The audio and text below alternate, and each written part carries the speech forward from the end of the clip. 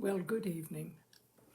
It's Wednesday, it's 6 o'clock, and therefore it's time for Tales and Cocktails.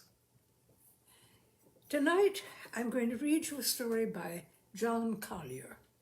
That's John Henry Noyes Collier, born 1901, died 1980. He was a British-born author and screenwriter, best known for his short stories, many of which appeared in The New Yorker from the 1930s to the 1950s. A 1951 volume, Fancies and Good Nights, won the International Fantasy Award and the Edgar Award in 1952 for Best Short Story. And this story that I'm reading tonight is entitled Mary. Excuse me. There was in those days, I hope it is there still, a village called Ufferley, lying all among the hills and downs of North Hampshire.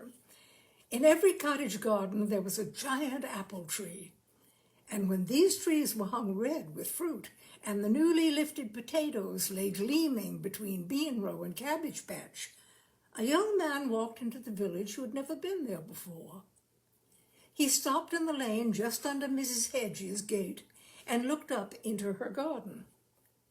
Rosie, who was picking the beans, heard his tentative cough and turned and leaned over the hedge to hear what he wanted. "I was wondering," said he, "if there was anybody in the village who had a lodging to let." He looked at Rosie, whose cheeks were redder than the apples and whose hair was the softest yellow imaginable. "I was wondering," said he in amendment, "if you had." Rosie looked back at him. He wore a blue jersey such as seafaring men wear, but he seemed hardly like a seafaring man. His face was brown and plain and pleasant, and his hair was black. He was shabby and he was shy, but there was something about him that made it very certain he was not just a tramp. "I'll ask," said Rosie. With that, she ran for her mother, and Mrs. Hedges came out to interview the young man. "I've got to be near Andover for a week," said he, "but somehow I didn't fancy staying right in the town."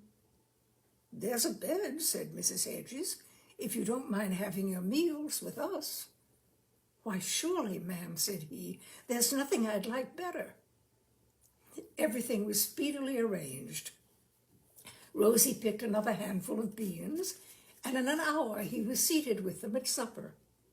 He told them his name was Fred Baker, but apart from that he was so polite that he could hardly speak, and in the end Mrs. Hedges had to ask him outright what his business was. "Why, ma'am," said he, looking her straight in the face, "I've done one thing and another ever since I was so high, but I heard an old proverb once how to get on in the world. 'Feed 'em or amuse 'em,' it said. So that's what I do, ma'am. I travel with a pig."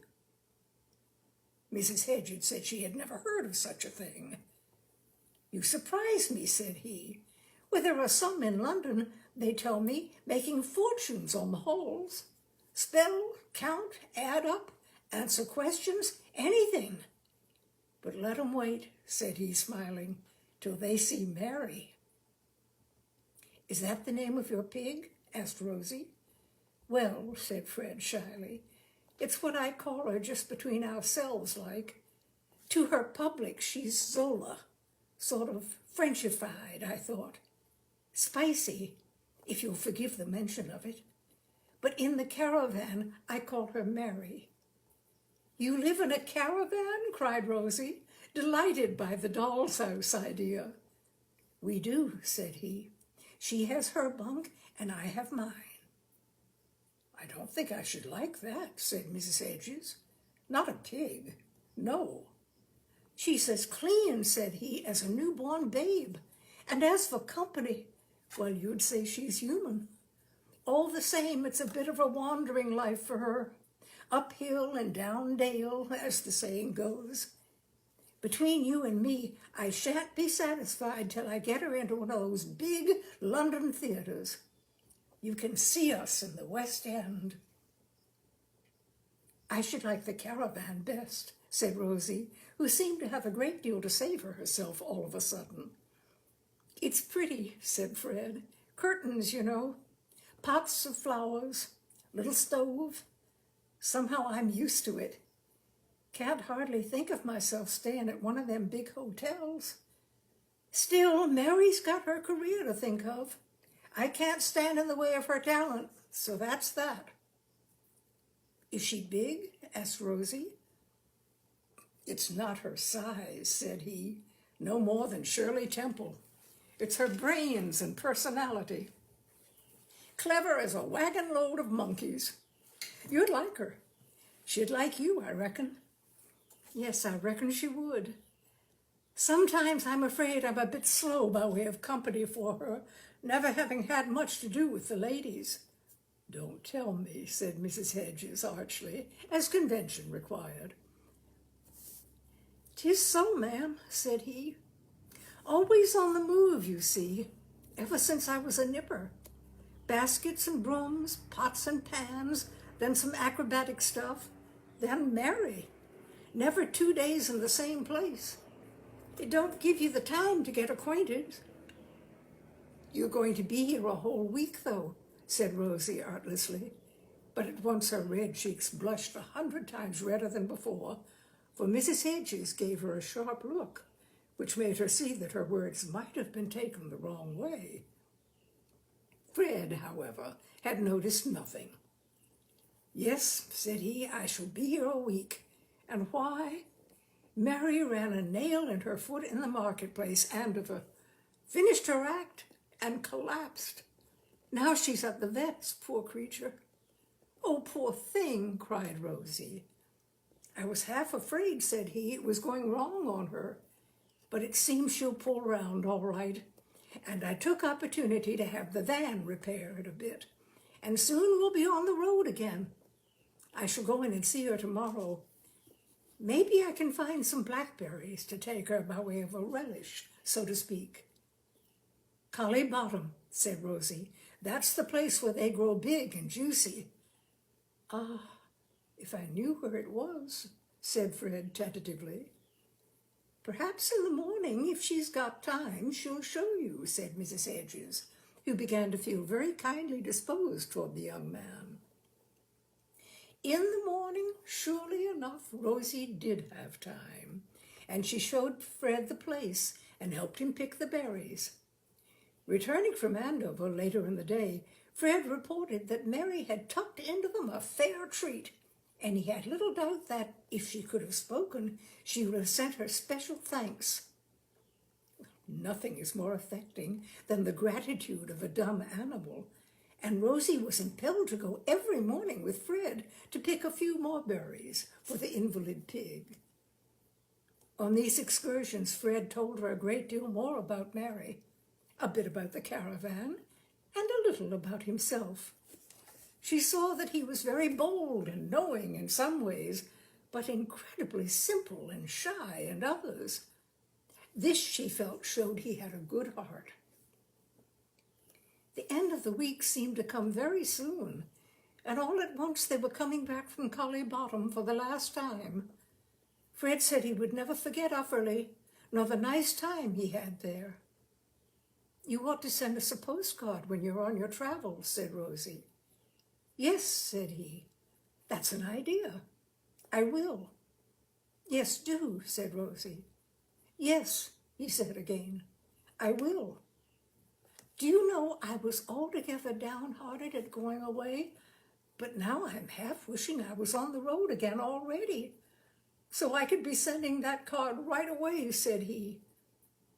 "At that rate," said Rosie, looking the other way, "you might as well make it a letter."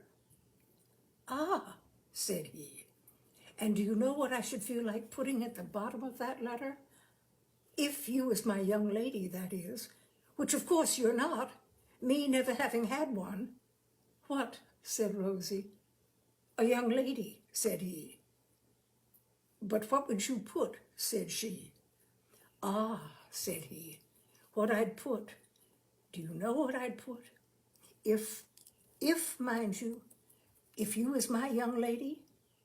No, said she. What? I don't hardly like to tell you, said he.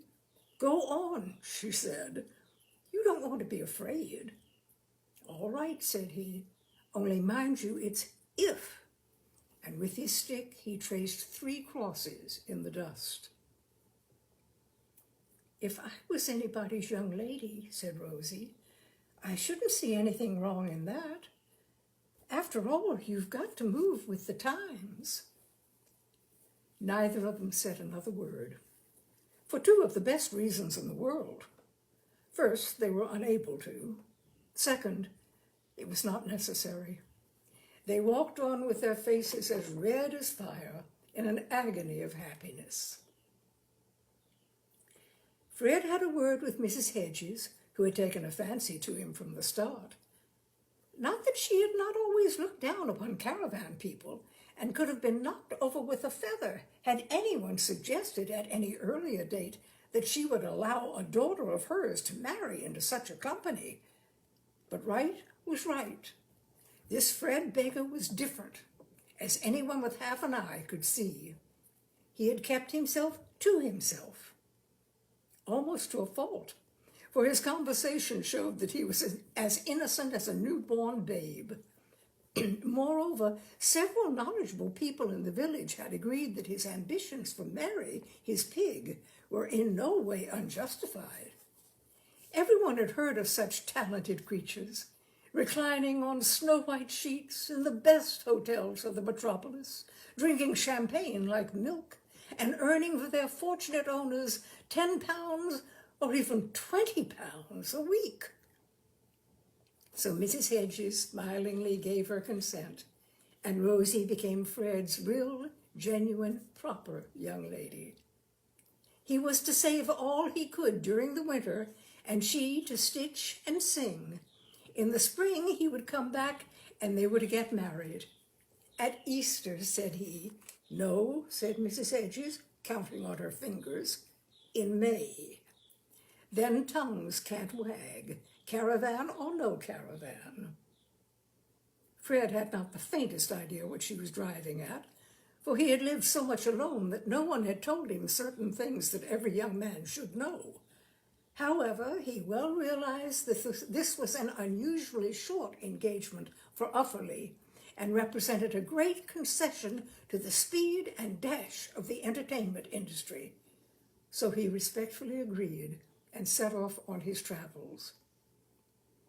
My darling Rosie, well, here we are in Painswick, having had a good Saturday at Evesham. Mary cleverer than ever, that goes without saying. Now spells 4 new words, 36 in all. And when I say, now, Mary, how do you like Painswick or Evesham or whoever it is, she picks F-I-N-E. It goes down very well. She is in the best of health and hope you are the same. Seems to understand every word I say more like a human being every day. Well, I suppose I must be getting our bit of supper ready. She always sets up her cry for that, especially when I'm writing to you.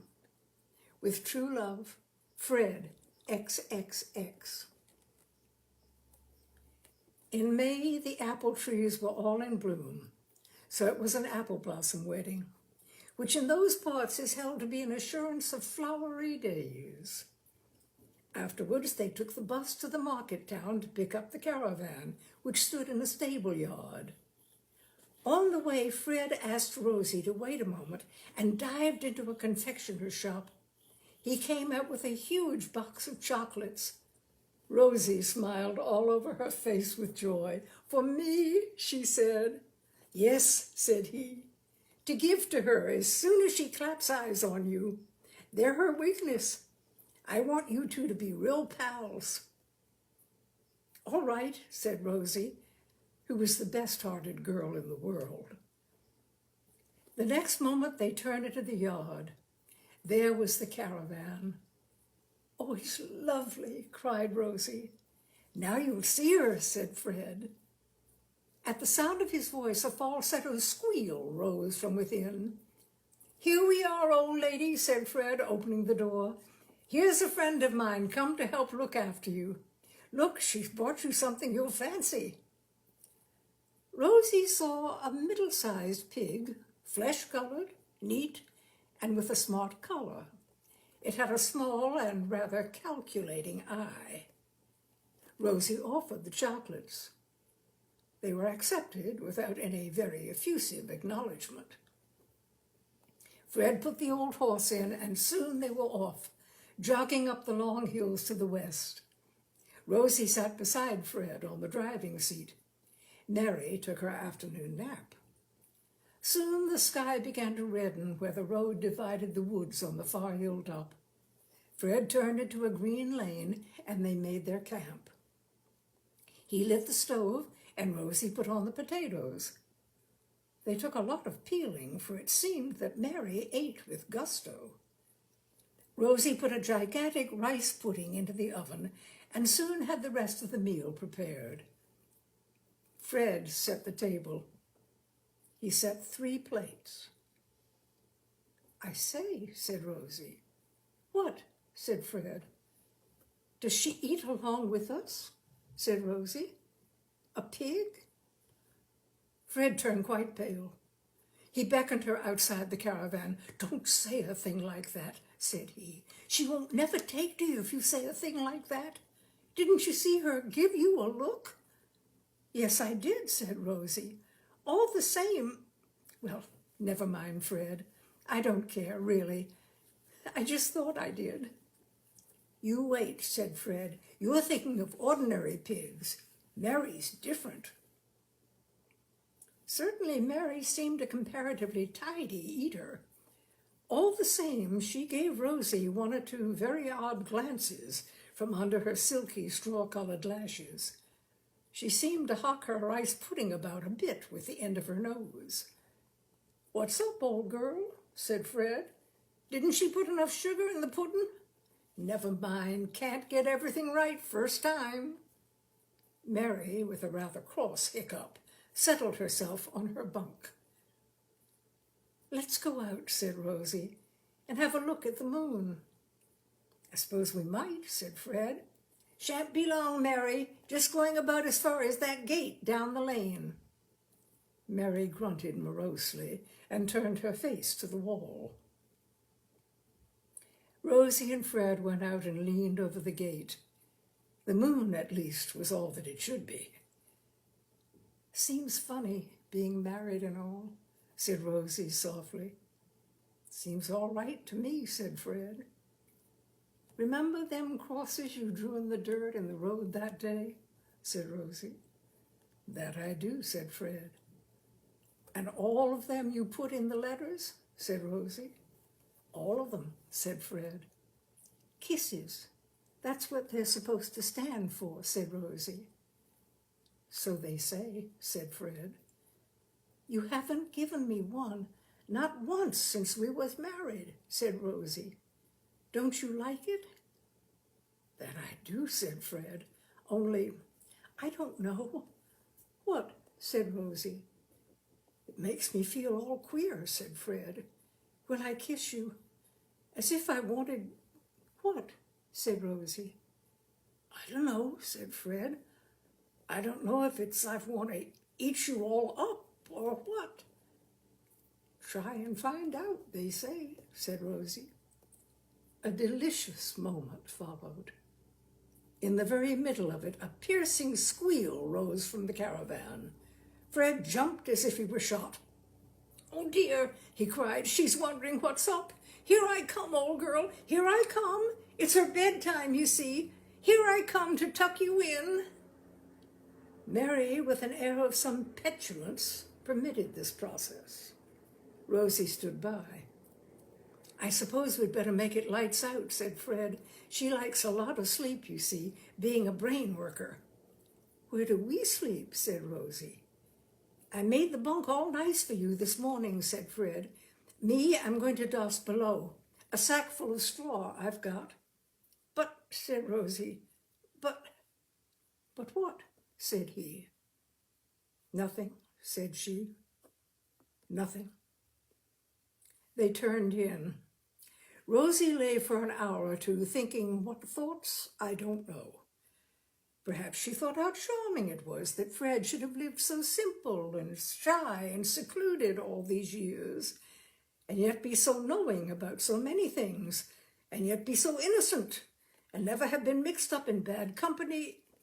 It is impossible to say what she thought. In the end, she dozed off, only to be wakened by a sound like the bagpipes of the devil himself. She sat up, terrified. It was Mary. "What's up? What's up?" Fred's voice came like the ghosts in Hamlet from under the floor. "Give her some milk," he said. Rosie poured out a bowl of milk. Mary ceased her fiendish racket while she drank, but the moment Rosie had blown out the light and got into bed again, she began 100 times worse than before. There were rumblings under the caravan. Fred appeared in the doorway, half-dressed and with a straw in his hair. "She will have me," he said in great distress. Can't you lie down here?" said Rosie. "What? And you sleep below?" said Fred, astounded. "Yes," said Rosie, after a rather long pause, "and me sleep below." Fred was overwhelmed with gratitude and remorse. Rosie couldn't help feeling sorry for him. She even managed to give him a smile before she went down to get what rest she could on the sack of straw. In the morning, she woke feeling rather dejected. There was a mighty breakfast to be prepared for Mary. Afterwards, Fred drew her aside. "Look here," he said, "this won't do. I can't have you sleeping on the ground. I'll tell you what I'm going to do. I'm going to get up my acrobat stuff again. I used to make a lot that way, and I liked it fine. Handsprings, double somersaults, bits of conjuring. It went down well. Only I didn't have time to keep in practice with Mary to look after. But if you'd do the looking after her, we'd make it a double turn, and soon we'd have a good bit of cash. And then—" "Yes," said Rosie. "Then," said Fred, "I could buy you a trailer." "All right," said Rosie, and turned away. Suddenly she turned back with her face flaming. "You may know a lot about pigs," she said bitterly, "and about somersaults and conjuring and baskets and brooms, and I don't know what all, but there's one thing you don't know." And with that she went off and cried behind a hedge. After a while she got the upper hand of it and came back to the caravan. Fred showed her how to give Mary her morning bath, then the depilatory. That was very hard on the hands. Then the rubbing with Cleopatra face cream, and not on her face merely. Then the powdering, then the manicuring and polishing of her trotters.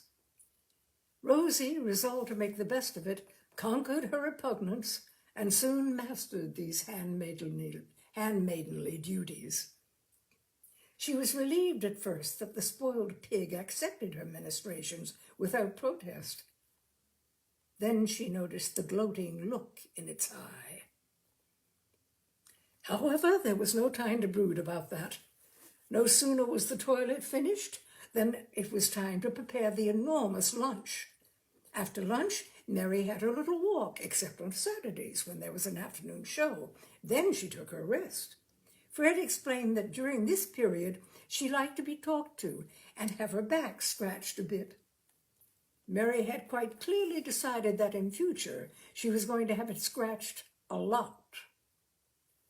Then she had her massage, then tea, then another little walk, or the evening show, according to where they were, and then it was time to prepare dinner. At the end of the day, Rosie was thankful to curl up on her poor little sack of straw. When she thought of the bunk above, and Fred and his simplicity, her heart was fit to break. The only thing was she loved him dearly, and she felt that if they could soon snatch an hour alone together, they might kiss a little more, and a ray of light might dispel the darkness of excessive innocence. Each new day she waited for that hour, but it didn't come. Mary saw to that. Once or twice Rosie suggested a little stroll, but at once the hateful pig grumbled some demand or other that kept her hard at work till it was too late. Fred, on his side, was busy enough with his practicing. He meant it so well and worked so hard. But what did it lead to? A trailer. As the days went by, she found herself more and more the slave of this arrogant grunter. Her back ached, her hands got chapped and red. She never had a moment to let herself look nice, and never a moment alone with her beloved. Her dress was spotted and spoiled, her smile was gone, her temper was going. Her pretty hair fell in elf locks and tangles, and she had neither time nor heart to comb it. She tried to come to an explanation with Fred, but it was nothing but cross purposes and then cross words. He tried in a score of little ways to show that he loved her. These seemed to her a mere mockery, and she gave him short answers. Then he stopped, and she thought he loved her no longer. Even worse, she felt she no longer loved him. So the whole summer went by, and things got worse and worse. The blackberries were ripe again. She found a whole brake of them. When she tasted one, all sorts of memories flooded into her heart. She went and found Fred. "Fred," she said, "the blackberries are ripe again. I've brought you one or two." She held out some in her grubby hand. Fred took them and tasted them. She watched to see what the result would be. "Yes," said he, "they're ripe. They won't harm her. Take her and pick her some this afternoon." Rosie turned away without a word, and in the afternoon she took Mary across the stubbles to where the ripe berries grew. Mary, when she saw them, dispensed for once with dainty service and began to help herself very liberally. Rosie, finding she had nothing more urgent to attend to, sat down on a bank and sobbed bitterly. In the middle of it all, she heard a voice asking what was the matter. She looked up, and there was a fat, shrewd, jolly-looking farmer. "What is it, my girl?" said he. "Are you hungry?" "No," she said. "I'm fed up." "What with?" said he. "A pig," said she with a gulp. "I've got no call to bawl and cry," said he. "There's nothing like a bit of pork. I'd have the indigestion for that any day." "It's not pork," she said. It's a pig, a live pig." "Have you lost it?" said he. "I wish I had," said she. "I'm that miserable I don't know what to do." "Tell me your troubles," said he. "There's no harm in a bit of sympathy." So Rosie told him about Fred and about Mary and what hopes she had had and what they'd all come to, and how she was the slave of this insolent, spoiled, jealous pig. And in fact, she told him everything except one little matter which she could hardly bring herself to repeat, even to the most sympathetic of fat farmers. The farmer, pushing his hat over his eyes, scratched his head very thoughtfully. "Really," said he, "I can't hardly believe it." "It's true," said Rosie, "every word." "I mean," said the farmer, "a young man, a young gal, the young gal sleeping down on a sack of straw, a pretty little gal like you, properly married and all. Not to put too fine a point on it, young missus, aren't the bunks wide enough, or what?" "He doesn't know," sobbed Rosie. "He just doesn't know no more'n a baby. And she won't let us ever be alone a minute, so he'd find out." The farmer scratched his head more furiously than ever. Looking at her tear-stained face, he found it hard to doubt her. On the other hand, it seemed impossible that a pig should know so much and a young man should know so little. But at that moment Mary came trotting through the bushes with an egotistical look on her face, which was well besmeared with the juice of the ripe berries. "Is this your pig?" said the farmer. "Well," said Rosie, "I'm just taking her for a walk." The shrewd farmer was quick to notice the look that Rosie got from the haughty grunter when it heard the expression, "your pig." This, and Rosie's hurried, nervous disclaimer, convinced the worthy man that the story he had heard was well-founded.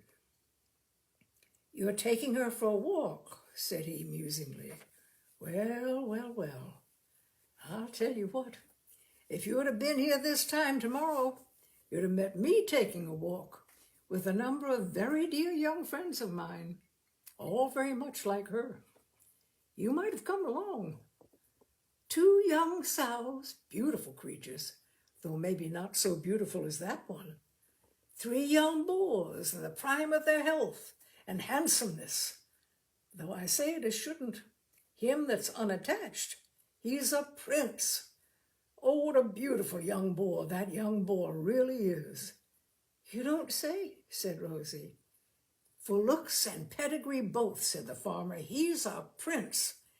The fact is, it's their birthday, and I'm taking them over to the village for a little bit of celebrations. I suppose this young lady has some other engagement tomorrow."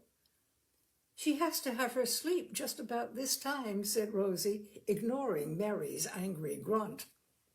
"Pity," said the farmer. "She'd have just made up the party. Such fun they'll have, such refreshments. Sweet apples, cakes, biscuits, a bushel of chocolate creams, everything most refined, of course, but plenty. You know what I mean, plenty. And that young boar, you know what I mean. If she should be walking by—" "I'm afraid not," said Rosie. "Pity," said the farmer. "Ah, well, I must be moving along." With that he bade them good afternoon, raising his hat very politely to Mary, who looked after him for a long time, and then walked sulkily home, gobbling to herself all the way.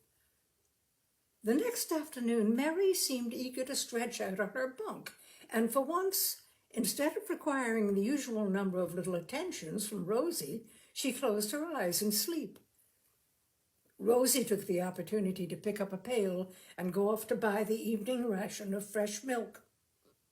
When she got back, Fred was still at his practice by the wayside, and Rosie went round to the back of the caravan, and the door was swinging open, and the bunk was empty.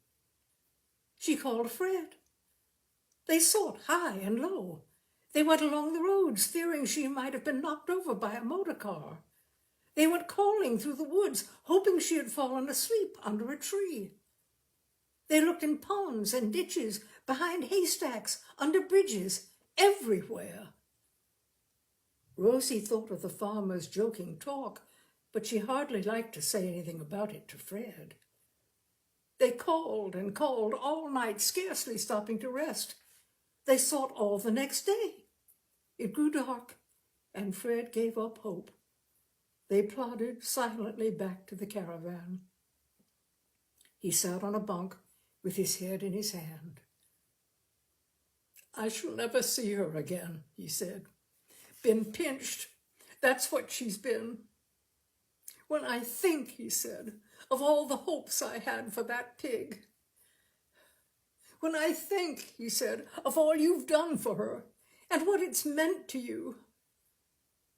I know she had some faults in her nature," he said, "but that was artistic. Temperament it was. When you've got a talent like that. And now she's gone," he said, and with that he burst into tears. "Oh, Fred," cried Rosie, "don't." Suddenly she found she loved him just as much as ever, more than ever. She sat down beside him and put her arms round his neck. "Darling Fred, don't cry," she said again. "It's been rough on you, I know," said Fred. "I didn't ever mean it to be." "There, there," said Rosie. She gave him a kiss, and then she gave him another. It was a long time since they had been as close as this. There was nothing but the two of them and the caravan, the tiny lamp and darkness all round, their kisses and grief all round. "Don't let go," said Fred. "It makes it better." "I'm not letting go," she said. "Rosie," said Fred, "I feel... Do you know how I feel?" "I know," she said. "Don't talk." "Rosie," said Fred, but this was some time later. "Who'd have thought it?" "Ah, who would indeed?" said Rosie. "Why didn't you tell me?" said Fred. "How could I tell you?" she said. "You know," said he, "we might never have found out, never, if she hadn't been pinched." "Don't talk about her," said Rosie. "I can't help it," said Fred. "Wicked or not, I can't help it. I'm glad she's gone. It's worth it. I'll make enough on the acrobat stuff. I'll make brooms as well, pots and pans too." "Yes," said Rosie, "but look, it's morning. I reckon you're tired, Fred, running uphill and down dale all day yesterday.